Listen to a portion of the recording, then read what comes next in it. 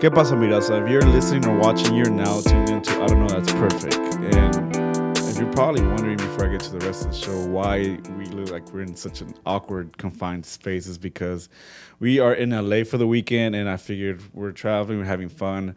Why not get to work? Because what kind of team etiquette would it be if we didn't get to work and meet people out here and expand, which is the ultimate goal. But here I am again. I am Mario from the South Side, your host. And today I have a special episode because I am sitting down with the lovely Angel Cintron.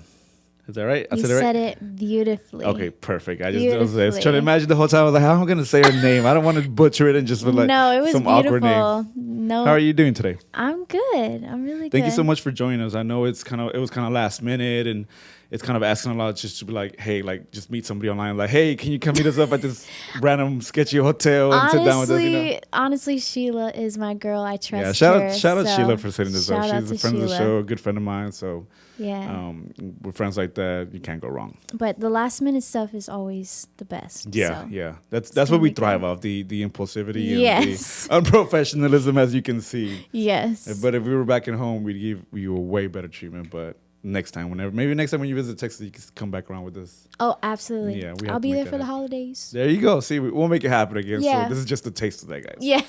But go ahead and, for those that are listening and watching, give them a little background of who you are and what you do.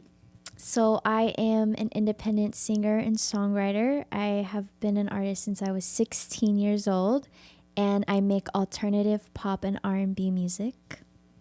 And you are also an instrumentalist, right? I am. I am a multi-instrumentalist. I play the violin, guitar, ukulele, and the keyboard, as well as produce. She does everything. A little bit of everything. Yeah. What is it? Jack of all trades. You got to. Yeah. So let's start from the beginning. You are currently in LA, yes. But you're originally from Texas, right? I am. So how did that transition happen? Like, at what point, how long have you been out here for? So Halloween will be 2 years. Oh, okay. So you've already started to get established here. I know. It doesn't feel like it, though. Is it a culture shock? Yes and no. Yeah. Because I think being around like-minded people. Should we pause? Okay, but being around like-minded people doesn't feel like a culture shock because that's why I came over here. That's what I like. But as far as like the claustrophobicness and all the crowd. Because you come from not only that, but like you come from SA, which is like I would say like the epitome of like what is Tex-Mex, and then you come to LA, which is like their constant competition. No, you know what was a culture shock?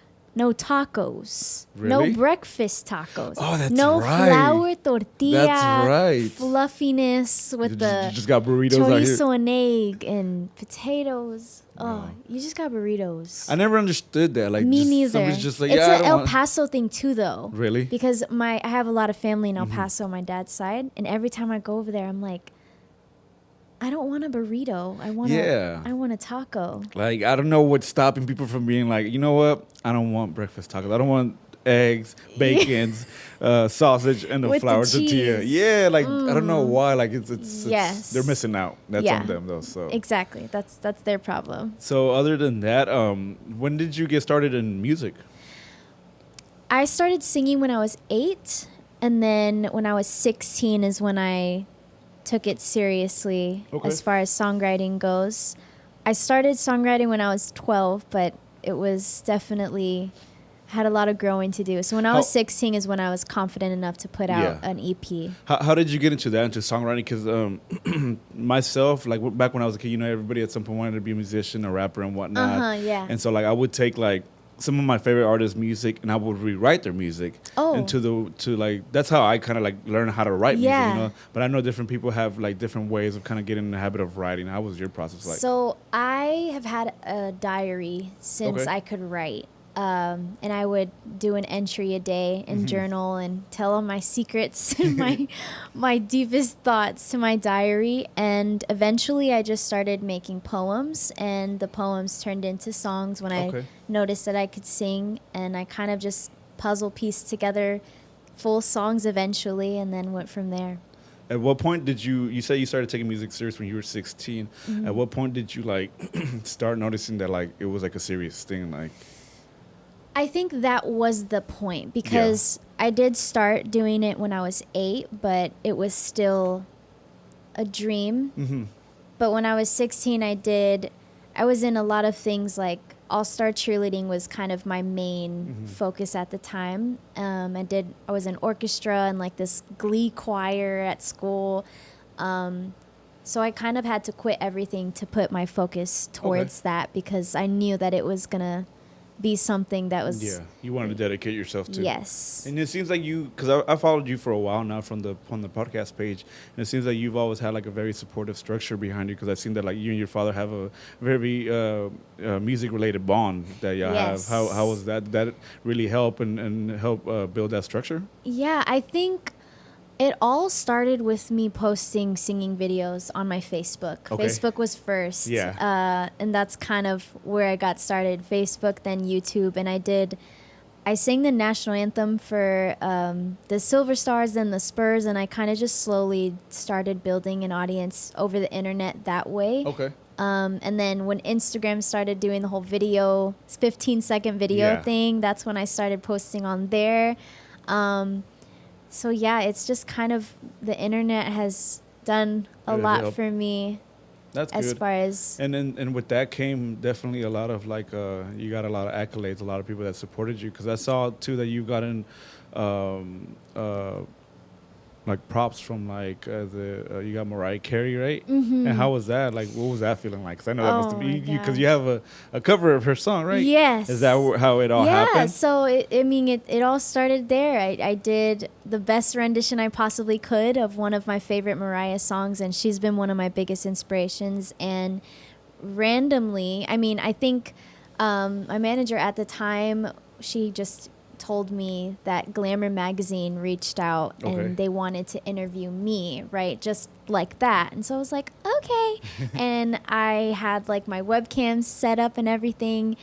And it was Mariah like reacting. What was your reaction like?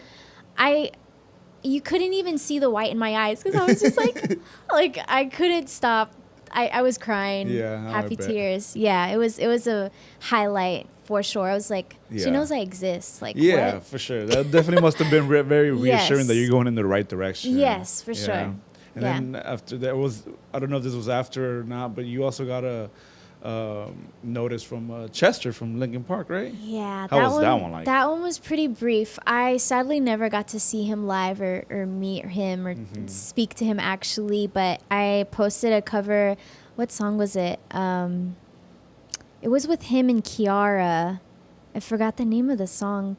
It was a while ago, but he had commented on it after she did, and then I responded to it. But that alone was just like... Yeah, that must have been awesome. Yeah. Man, rest in peace. That's beautiful. Yes. And like you said that you came to LA to like continue your work and stuff like that. What kind of kicked off that spark?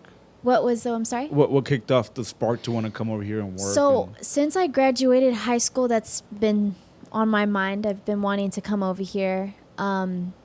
But I think the main thing was just wanting to start over in a city where I had more like-minded people like myself. And I just wanted to grow. I don't think that if you stay comfortable, I don't think there's a lot of room to grow. So I wanted to put myself in an uncomfortable situation so that I could better myself. Yeah. I like that. Yeah. One thing I definitely learned like in my early 20s, somebody taught me was like, it's kind of the same. Like if you stay comfortable, you kind of remain stagnant. But sometimes you have to put yourself in very hard situations because you get into fight or flight mode, and it's either you're gonna either fight or fly. You know, so that's when it comes down to it, and you learn. These last 2 years, that's kind of all it's been. But it seems like it's been going well too. And thank you. Yeah, I'm learning a lot, and growing. And especially too, so the reason that we're here tonight is because you have just released an EP, "Kissing with Your Eyes Open." Yes. How has that whole journey been like? Because was all of that recorded here? Yes, all of it was recorded here. That was kind of my. So I put out a series of a few singles my first year living out here, like during the pandemic and everything.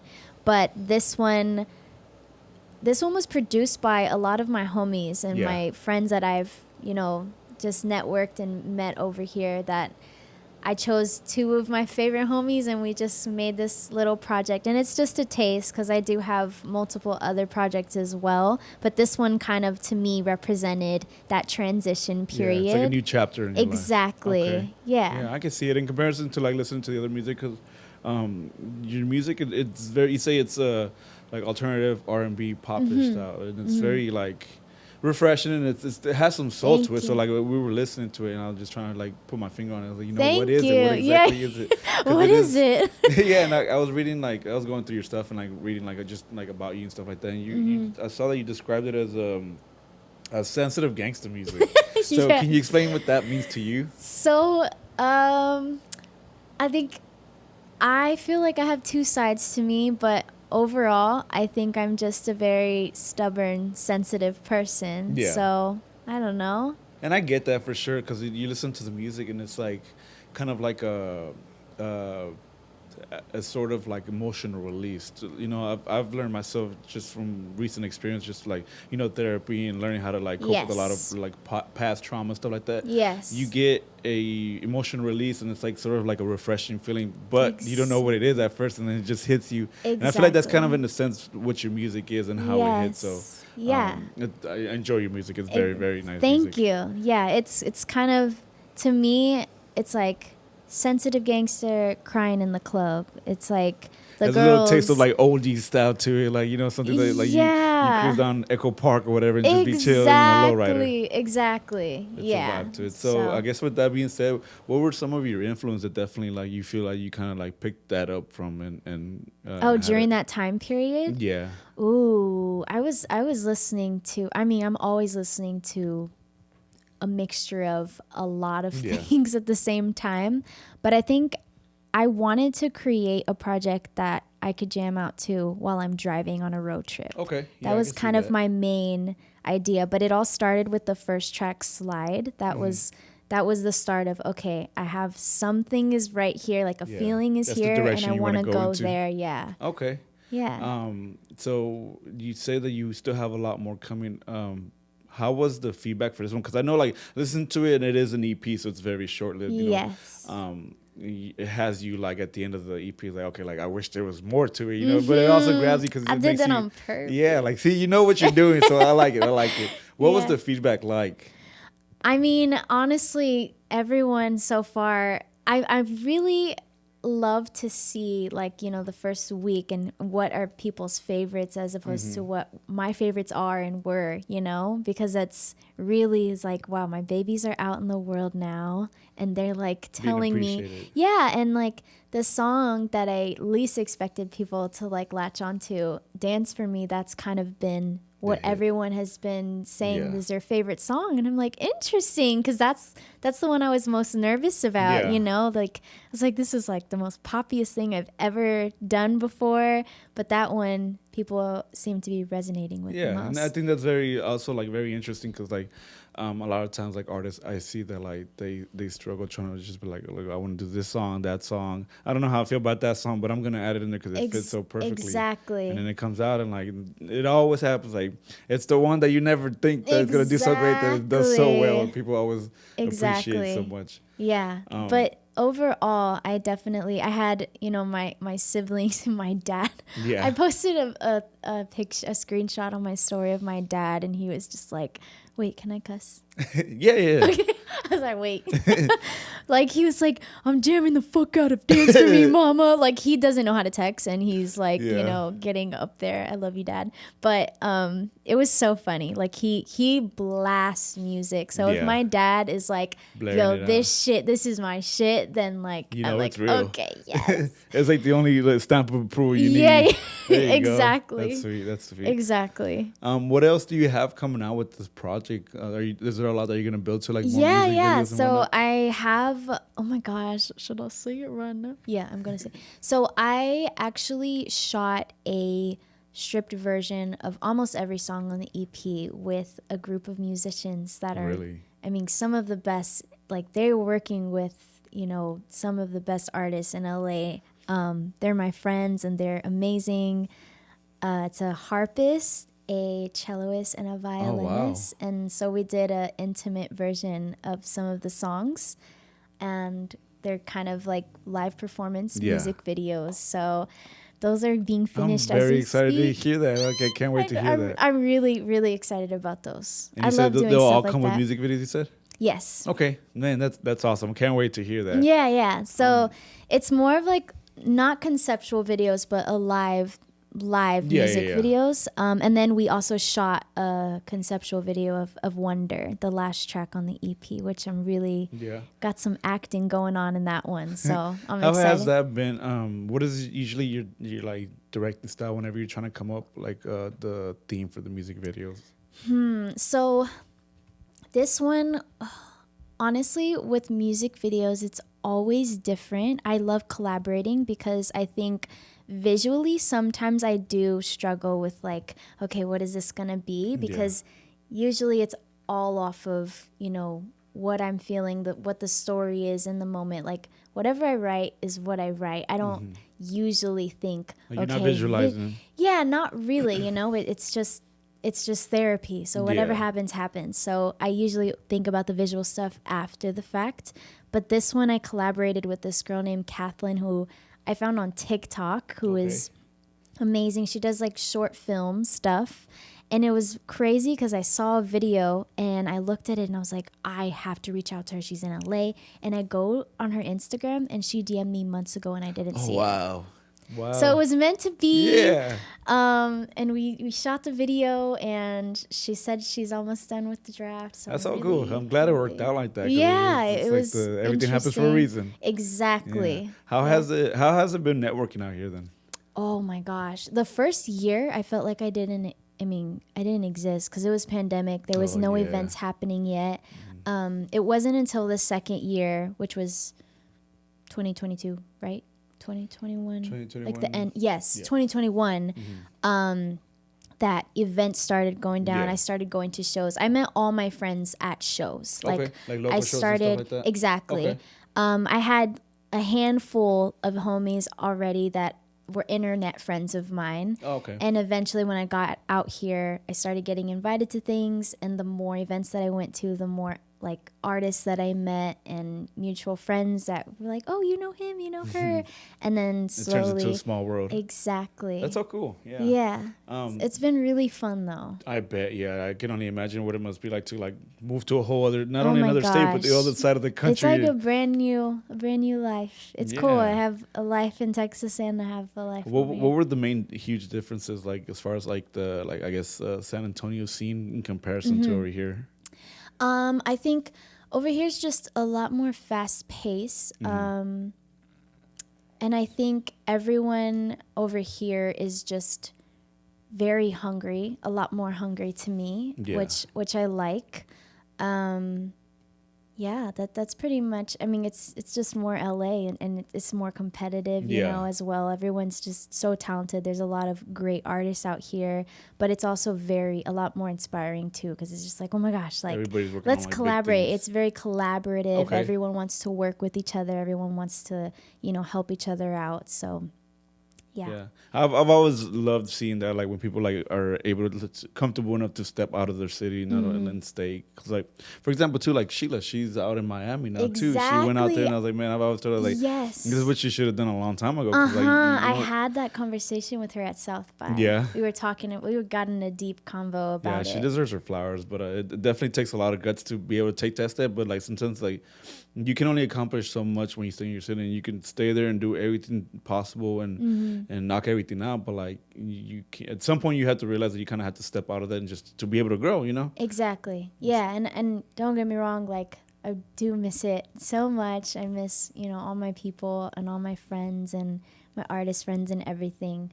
But I do feel like I made the right decision. Yeah, of course. You can never go wrong with that. I mean, exactly. At the end of the day, I think eventually when I get my first house, and this is in my head, but speaking into existence, I want to buy a house in Austin. Yeah. To like have, and then maybe go back and forth from Austin to LA. Yeah. Because I think it's a good medium, like middle ground. You know what I'm saying? Yeah. Like it's Texas, but it's, you know, it's a little bit more more artsy, a little bit more fast paced. Like it's just at this point, it's kind of like a twin to LA. Yeah, Because yeah. everybody kind of goes. And out a there lot like of people did migrate over there. Yeah. During the pandemic, honestly, I was like, dang, did I come over here too late?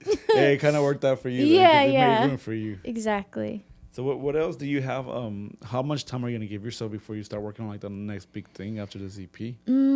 I think I definitely want to put out something first quarter of next year. Yeah. Like I don't want to wait a whole, I'm always waiting like You feel like almost way too a long. year. Yeah, like and I'm newly completely independent as well. Like very recently I manage myself right now, so I'm calling all the shots, wearing all the hats, and it's scary but very exciting. Job. Yeah. But with that being said, like I don't have to wait, and I could put stuff out whenever I feel like it. And that makes me think about Russ, because I remember him saying something like, yo, like you could put, like, don't let people think that you can't put your art out into the world. If you're not like trying new things and you're not trying to show people, different sides of you, then how are you going to know? Yeah, I like, think he was one of the first waiting.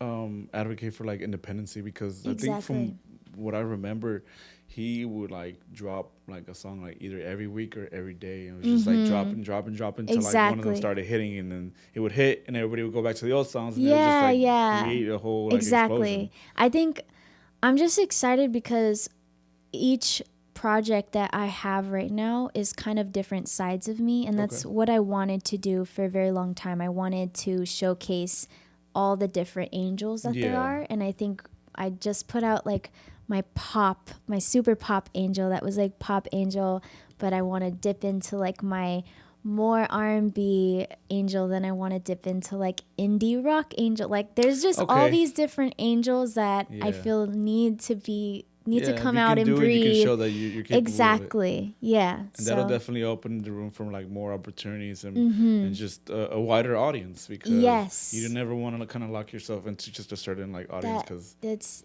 that's my main thing is just I don't want to be put into a box. Like I'm just tired of it. like there's just like, oh, I don't really know what genre. Good. I don't have a specific. That's the best way you could ever have somebody described as an artist, whenever you can never really pinpoint what kind of genre they're in, because at this day and age, there's so many different type of genres, subgenres, that like you can never really narrow it down to what style that somebody's making. Exactly. And why does there have to be like where's the rules? Like, there's no, just make your own. Where's the blueprint? Where's the book of like, oh, you have to do this and that? Like, no. What have been so since you said after the pandemic you were able to start picking up on networking and doing some shows, how has that been performing for you over here in a new gosh, honestly nerve-wracking. I definitely feel like there was this sense of more comfortability and confidence, because that's where I'm from in Texas, and I don't have like that feeling over here yet. I have a lot of nerves every time I perform, because it's like, oh my God, nobody knows who the hell I am. I have to prove myself. I have to make them remember me, and I want them to leave without like forgetting who I am. I want them to want to go home and be like, yo, who is this girl? I want to listen to her music. So that's a assignment every time. Like you have to deliver. Do you feel pretty accomplished anytime that you so I have done a few shows out here. The first two were I just get nervous. I just notice that my nerves are just skyrocketing, I do feel more comfortable when I'm with my band, but yeah, more so it's just I've just noticed that it's more intimidating for sure. I'll definitely have to catch one of your shows sometime, especially if you come back to Austin or just San Antonio for that matter. Yes. What have been some of your favorite people that you've been able to work with out here? Oh my gosh. So Ari is one of them. He goes by Starry. He's an insane bass player and producer. He's really dope. I kind of have been working with him the most, like closely. There's also a guy he goes by 24K, but his name is Brendan. But he actually is back and forth from indie to here. and I met him while he was visiting over here. Oh, really? Yeah. So those are those have been my main two guys. I also work with the co-stars very closely. Like when I first moved out here, and they're amazing. Yeah, I mean, I don't know. It's hard to say a favorite because they're all so different and different results happen at all the sessions. Yeah. So, yeah. Is there any, do you have any favorite venues that are out here? Ooh, that's a great question. I really want to play at this place called Tea at Shiloh. I think that's what it's called. It's like, it looks like a loft. Like Okay. imagine the most perfect Zen looking loft they have like beds for chairs. Oh, wow. There's like little, it's supposed to just feel at home and comfortable and warm and calm. Just cozy. And yeah, and you know, it's a more, they'll have more stripped down sets there, but Okay. I've come to love those a lot more than They're like, pretty intimate. yeah, I enjoy performing in that setting. It just warms my heart. Like to me, that's what music is all about. When you could just sit there and look into someone's eyes while you perform, or you can have a conversation with them while you're performing. That's a venue that I really want to play at. But I did play, I played at this place called, I don't know if I'm saying this right. Correct me if I'm wrong. Somebody. Madame Madame. How do you say it? It looked like a circus in there. Yeah. Do you remember? Yeah, I don't know. I don't know how to say it correctly, but that place was awesome, and that show was really fun.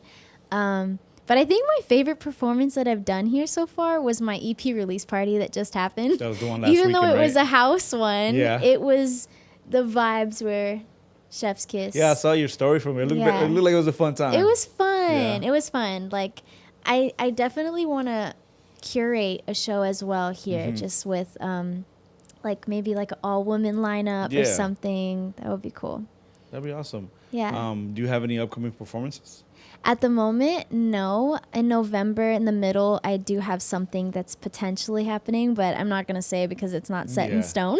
I got you. So, yeah. Maybe whenever you come out to Austin, sometimes we have situations in which we're able to throw shows. So maybe we'd be able to put something together and have you on the lineup. Yeah. Like I said, I definitely want to catch you at a performance at some point. Yes. No, absolutely. I want to see if I could, I might do something with what is it? Something with Vibe in their name. Purple logo. Vibe. In Austin? It's in San Antonio. Vibe. MVP? Is it called MVP Vibes? Yeah, I might do something with them while I'm over there for the holidays. But definitely need to do something in Austin too. Yeah. For sure. Have you had a lot of opportunity to work in Austin and outside of just working with Sheila? Because you guys, how often have you guys worked together, you and Sheila? How did that relationship come about? We haven't yet. No? Me and Sheila have been homies now from mutual artist friends. Okay. I think the first time I met her was, I think it was like a year ago, honestly. Oh, okay. Yeah, like we've just, me and Sheila have had deep combos over the internet and over like messages, just because we kind of both made the jump to a different city. So having that deep conversation like really connected us, and we just have venting sessions sometimes, and we ask each other for advice and, hey, what do you think about this TikTok that I'm gonna post? But yeah, I have a lot of homies that were living in Corpus that moved to Austin, like Quentin in the past lives. Those are my homies that are also Sheila's homies as well. Shiloh. There's just a lot of artists over there that are my friends. Yeah. So other than South by, I think like 3 shows out there, but I haven't done too much. Okay. Yeah. Nice.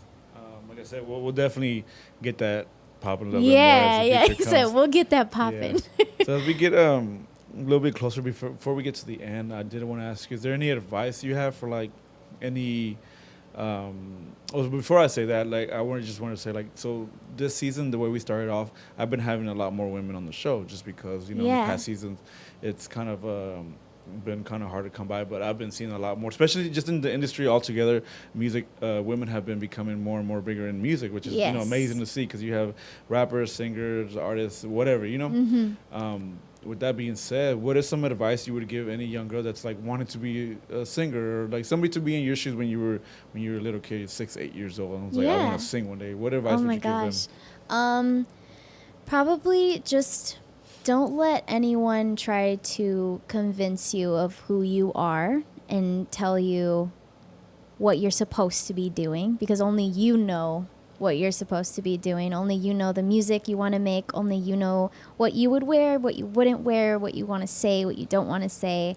Just be yourself and trust in who you are first.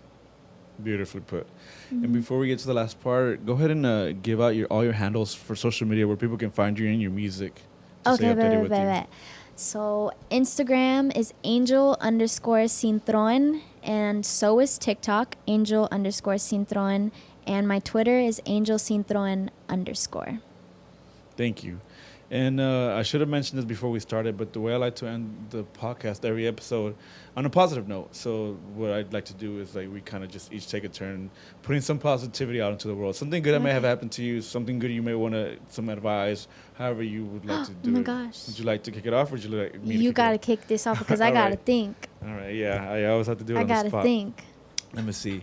So for my positive note, I just want to put out my gratitude to be able to have opportunities to kind of like to come out to other cities and other states and be able to do this, continue recording the podcast, because that's at times it may seem like it's not as consistent, but in the grand scheme of things, this is like kind of like the bigger picture that I'm trying to get into. Extremely grateful for my best friend Troy, that's always supportive and helps me set it up no matter what. I ask him, he's all right, when, where, and why.